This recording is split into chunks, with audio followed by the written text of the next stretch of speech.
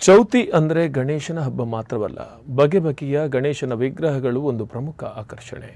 ಗಣೇಶ ವಿಗ್ರಹ ತಯಾರಿಸೋ ಅದೆಷ್ಟೋ ಕಲಾವಿದರು ಇಂದಿಗೂ ಸಾಂಪ್ರದಾಯಿಕ ಶೈಲಿಯನ್ನೇ ಮುಂದುವರಿಸಿಕೊಂಡು ಬಂದಿದ್ದಾರೆ. ಈ ಪೈಕಿ ಮುಂಚೂಣಿಯಲ್ಲಿರುವವರು ಕಲ್ಮಾಡಿ ಶೇಖರ ಪೂಜಾರಿ.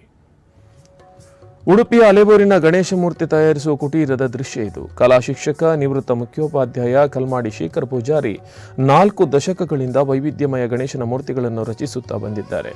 ಅವರಿಗೆ ಇದು ಬಲೆಯ ಕಲೆಯಲ್ಲ, ಶೇಖರ ಪೂಜಾರಿ ಅವರ ಜೀವನವೂ ಹೌದು. ಸಾಂಪ್ರದಾಯಿಕ ಮಣ್ಣಿನ ಮೂರ್ತಿಗಳನ್ನು ರಚಿಸುವವರೇ ಕಣ್ಮರೆಯಾಗುತ್ತಿರುವ ಹೊತ್ತಿಗೆ ಇವರು ಇವತ್ತಿಗೂ ಸಾಂಪ್ರದಾಯಿಕ ಶೈಲಿಯಲ್ಲಿ ಗಣೇಶನ ಮೂರ್ತಿಗಳನ್ನು ರಚಿಸುತ್ತಾರೆ. ಉಡುಪಿ ಮಾತ್ರವಲ್ಲದೆ ಆಸುಪಾಸಿನ ಊರುಗಳಿಗೂ ಇವರು ರಚಿಸಿದ ಮೂರ್ತಿಗಳೇ ಬೇಕು. ಈಗಾಗಲೇ ತಮ್ಮ ಕಲಾ ಕುಟೀರದಲ್ಲಿ 10 ಬಗೆಯ ಗಣೇಶನ ವಿಗ್ರಹಗಳನ್ನು ತಯಾರಿಸಿದ್ದಾರೆ.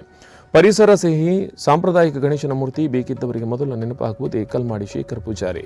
ಮೂರ್ತಿ ರಚನೆಯನ್ನು ಒಂದು ಕಲಾ ಸೇವೆಯಂತೆ ಮಾಡಿಕೊಂಡು ಬಂದಿದ್ದು, ಜೀವನ ಪೂರ್ತಿ ಕಾಯಕವನ್ನೇ ಮುಂದುವರಿಸಿಕೊಂಡು ಹೋಗುತ್ತೇನೆ ಅಂತಾರೆ ಇವರು.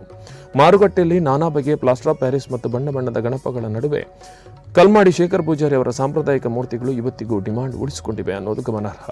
ಒಟ್ಟಾರೆ ಹೇಳುತ್ತಿದ್ರೆ ಮೂರ್ತಿ ರಚನೆ ಎಂಬುದು ಇವರಿಗೊಂದು ಧ್ಯಾನದಂತೆ. ತಮ್ಮ ಸಹಾಯಕರ ಜೊತೆ ಸೇರಿ ಕಲಾತ್ಮಕ ಮೂರ್ತಿಗಳನ್ನು ರಚಿಸುವುದರಲ್ಲಿ ಇವರು ಸಾರ್ಥಕತೆ ಮತ್ತು ಖುಷಿ ಕಾಣುತ್ತಿದ್ದಾರೆ.